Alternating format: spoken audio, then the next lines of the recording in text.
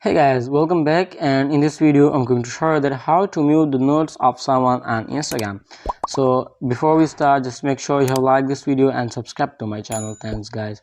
First of all, just simply open up your Instagram app and then come to your profile section, and then here you can see the three lines on the top right corner. Just simply tap on it and tap at settings and privacy, and then scroll a little bit. Here you can see a muted accounts option. Just simply tap on it.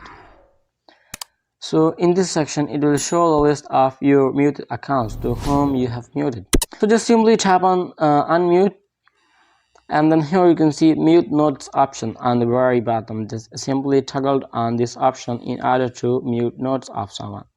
So that's how you can easily mute notes on Instagram. So I hope it helps you guys, and if you have any question about the tutorial, just leave me in the comment section below and I'll catch you on the next video. And if you don't, just like and subscribe to my channel, and I'll recommend you to check the latest video on end screen. Thanks guys.